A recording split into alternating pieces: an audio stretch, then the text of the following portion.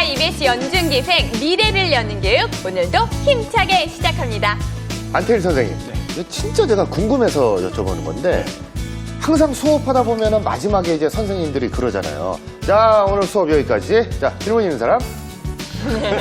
자, 없어? 자, 다음 시간에 이 형식적으로 이러시는 거예요? 아니면 진짜 질문하라고 그러는 거예요? 그게 이제 형식이 아니었는데 형식이 돼버린 거죠. 사실 질문 있습니까 했을 때 질문이 나오면 너무 행복한 게요. 그 수업을 들었다는 거거든요. 그리고 더 알고 싶어 한다는 거기 때문에 저 같은 경우는 질문이 나오면 자존감이 더 높아질 효과가 있습니다. 근데 현실은 없죠. 질문 아이들이 너무 없습니다. 네, 이 질문을 하라고 해도 또 질문을 받아도 꿀먹은 벙어리가 되는 우리나라 교육. 이런 교육에 반기를 들고 질문 있는 수업을 하고 계신 분이 있습니다. 오늘 미래를 여는 교육 주인공은요. 질문 있는 수업을 하고 계신 백현중학교 선생님과 학생들 모셨습니다. 안녕하세요. 어서 오세요. 안녕하세요. 반갑습니다. 네. 자, 우리 학생들이 중학교 1학년이라고 하는데요. 자기소개 좀 해볼게요. 안녕하세요. 저는 질문하기를 좋아하는 백현중학교 1학년 1반 백서연입니다. 네, 반갑습니다. 안녕하세요. 저는 큐브 맞추는 것을 밥 먹는 것처럼 좋아하는 백현중학교 1학년 3반 권태규라고 합니다. 네, 반갑습니다. 안녕하세요. 수학 공부에 맛을 느껴하고 있는 1학년 2반 김태양입니다. 네. 잠깐만요. 우리 태양은 고1 아니에요? 태교까지는 중1 맞는 것 같은데 같은 친구예요? 네. 둘이 친구란 말이에요? 네. 알겠어요. 오늘 얘기하면서 한번 풀어나가 볼게요. 자, 선생님도 자기소개 부탁드릴게요. 네, 안녕하세요. 질문으로 그 배움을 만들어 가려고 하는 수학 수업을 꿈꾸고 있는 백현중학교 수석교사 김경호입니다. 안녕하세요. 네, 반갑습니다. 자, 백현중학교가 어디에 있고 어떤 학교인지 우리 서연 양이 소개 좀 해줄래요? 백현중학교는 성남 분당에 위치한 학교입니다. 저희 학교의 특징을 한번 자랑을 해보자면 네. 저희는 1년마다 학교 축제인 백현제를 중앙공원의 큰 야외 무대에서 개최를 하고요. 네. 점심시간마다 즐거운 노래가 나와서 친구들과 함께 즐겁게 점심시간을 보낼 수 있습니다. 그렇군요. 사실 우리가 소개에서 우리 질문이 있는 수업이라고 소개를 해주셨는데 그 어떤 수업인지 선생님 한번 소개 부탁드리겠습니다. 수업에 아이들의 배움을 만들어가는 키워드를 질문으로 만들고 있습니다. 그래서 제가 주로 아이들 이렇게 수학 문제를 풀 때 보통 아이들이 문제풀이식으로 공부를 할 때가 많은데요. 좀 개념 위주로 또 왜 이런 문제를, 이런 개념을 배워야 하는지 그 개념적인 부분을 제가 질문을 던지면 아이들이 그걸 서로 모두 활동을 통해서 서로 나누고요. 또 아이들도 언제든지 선생님한테 모르는 부분을 나눔을 통해서 토의 토론을 통해서 질문이 나오면 서로 던지고 그걸 또 같이 나누어 풀도록 격려를 하고 있고요. 특히 교실 안에 항상 퀘스천 보드가 붙어 있어요. 그래서 수업이 끝나거나 시작하기 전에 모르는 건 언제든지 포스트잇에 붙여서 거기다 부착을 하면 다음 시간에 수업을 시작할 때 제가 그거부터 퀘스천 보드에 있는 질문부터 아이들과 같이 던지면서 이 친구가 이런 질문을 했는데 우리 이건 어떻게 생각하니? 이 친구에 대한 질문을 대답해 줄 친구는 누굴까? 이렇게 하면서 수업을 시작해서 질문을 아이들이 수업에서 많이 던지고 고민할 수 있도록 만들어주는 수업을 하고 있습니다. 네. 자, 수학 수업에 질문이 있다. 질문을 주고받는다. 그 현장은 어떤 모습일까요? 지금 백현중학교로 가보겠습니다. 경기도 성남에 위치한 백현중학교. 수학이 재미있어지는 비법이 숨어 있다는 김경호 선생님의 수업 교실을 찾았습니다. 메모지가 잔뜩 붙어 있는 일명 퀘스천 보드가 바로 그 비법이라는데요. 우선 수업에 필요한 문제지를 나눠주는 김경호 선생님. 비법을 통해 탄생했다는 수업 활동 문제지. 이 문제지와 퀘스천 보드는 어떤 관계인 걸까요? 네, 이거는 그냥 문제집에 있는 문제는 아니고요. 아이들이 수업 중간중간에 던졌던 질문들만 모아놓은 겁니다. 궁금한 것이 생기면 퀘스천 보드에 질문을 남기는 학생들.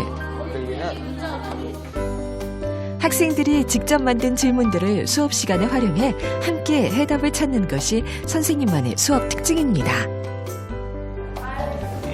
교과서 지점 1차 방정식 필수! 얘들아!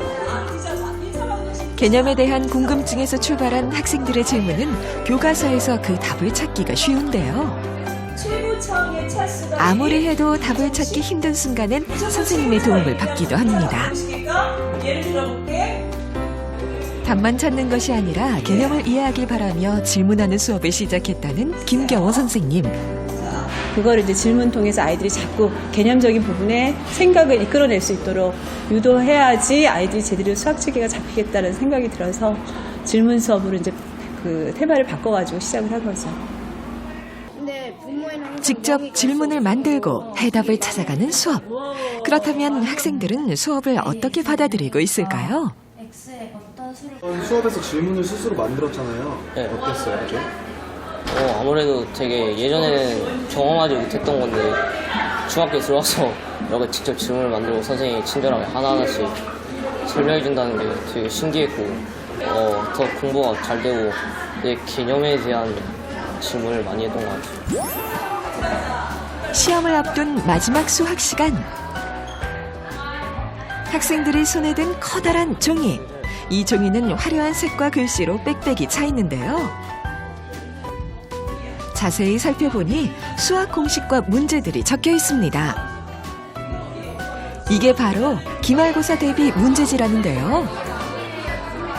이게 어떤 질문이냐면 이게 그 모둠별로 시험에 나올 것 같은 문제를 이렇게 다 각자 모둠별로 정리해서 그걸 모둠들끼리 바꾼 다음에 그거를 푸는 그런 질문 그런 걸 하고 있는 거예요. 일명 마인드맵 문제지. 개념 정리부터 문제 출제까지 100% 학생들의 손으로 만들어졌습니다. 문제 푸는 거 보니까 어때요? 저희 모든 건 좀 어려워가지고 잘 못 푸는 것 같기도 하고 뭔가 저희가 문제를 냈는데 저희는 항상 풀기만 했는데 오히려 반대 방향으로 저희가 선생님처럼 해가지고 그 문제를 내서 다른 친구들이 푸는 걸 보니까 뭔가 뿌듯하기도 한 것 같아요. 직접 낸 문제를 바꿔 풀다 보니 문제에 오류가 있다며 항의하는 상황이 발생했는데요. 답이 없다는 이 식이 잘못된 거라는 거잖아. 반박에 또 반박. 논쟁은 쉽게 끝나지 않습니다. 맞게 했냐 아니면 잘못했냐를 구하라는 그 문제인데 그걸 이렇게 해석하면 안 된다고. 서로의 문제를 바꿔서 풀어보고 결과를 채점한 후에는 문제 오류 여부까지 합산해 1등 팀을 선정했는데요. 이런 수업 방식을 통해 학생들의 학습 의욕과 학습 능력 두 가지 모두를 높이는 효과를 얻을 수 있었습니다.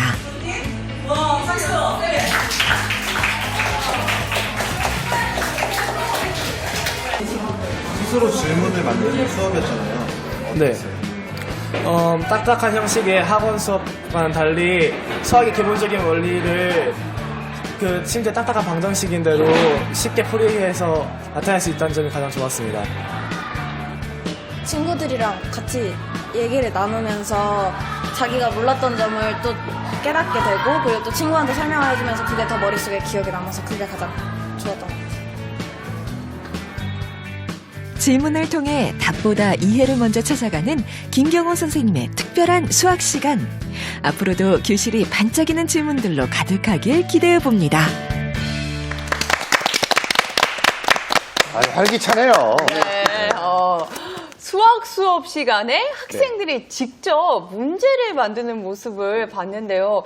우리 학생들도 직접 문제 만들어 봤나요?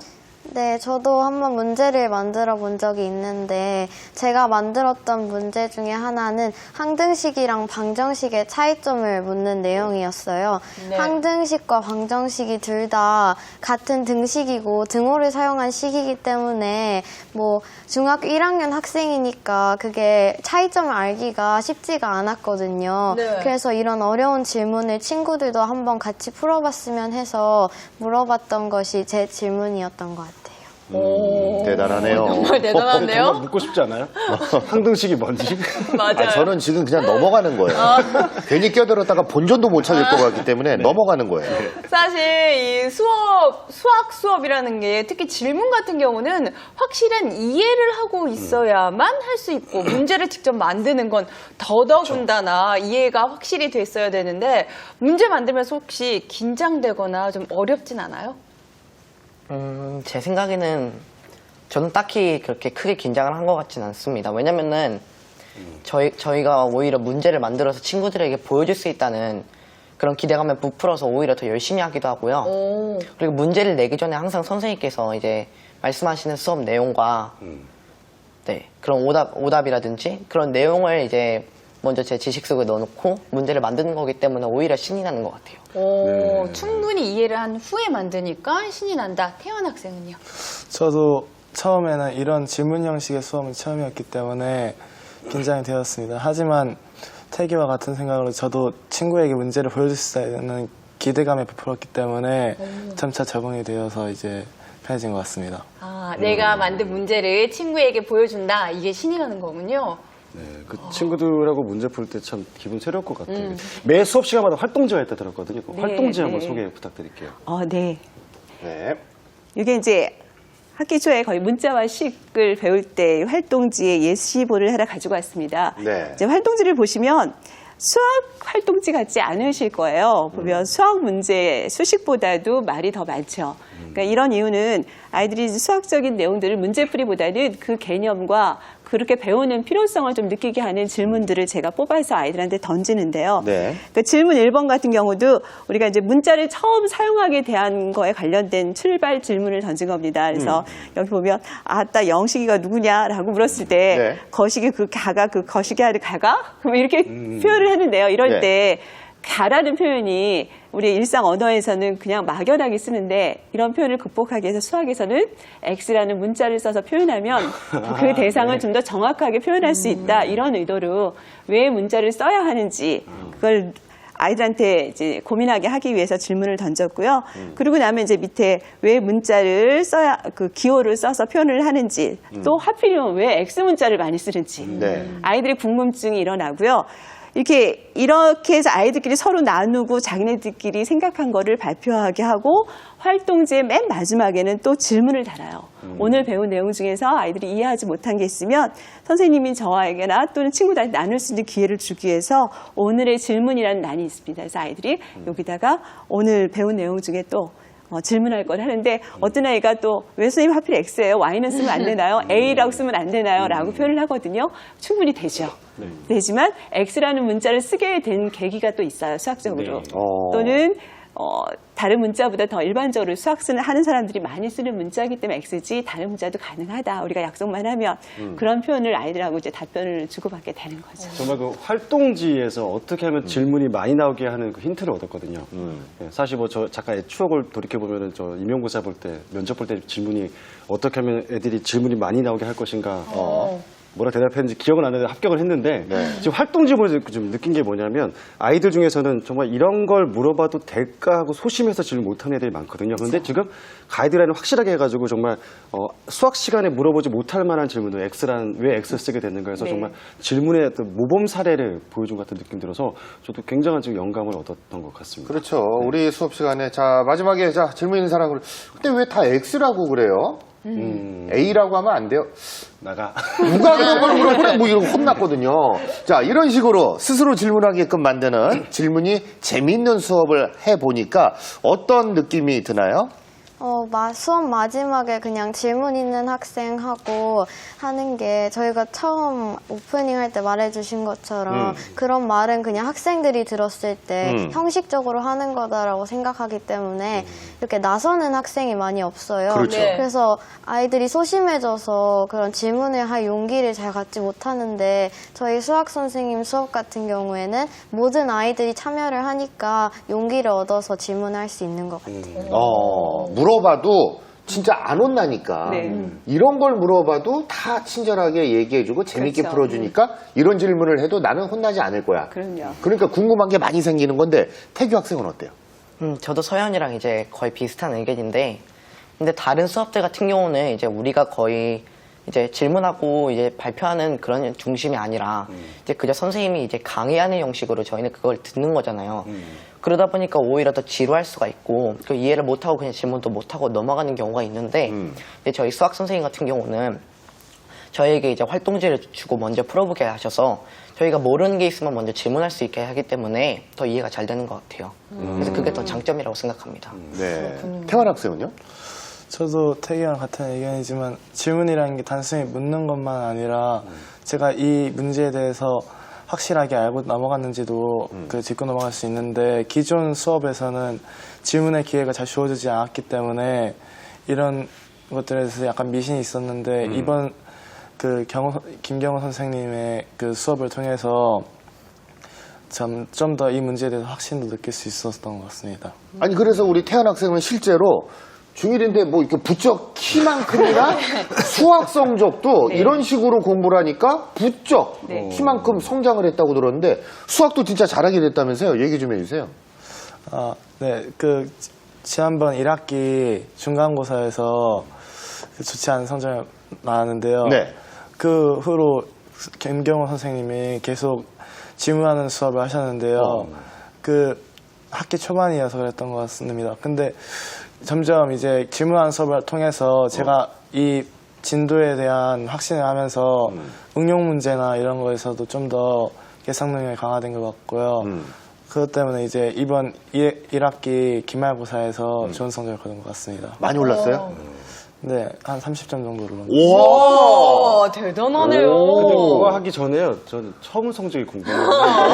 아니, 오른 게 대단한 거죠. 그러니까요. 공부를 했던 소리인데요. 네. 저는 신기했던 게 화면 보니까 우리 학생들이 본인들이 만든 문제에 대해서 친구들이 풀면서 막 질문이 잘못됐다, 막 항의도 하고, 토론도 하고 네. 그러던데 혹시 질문에 본인이 만든 질문에 대해서 항의나 이런 거 받은 적 있어요?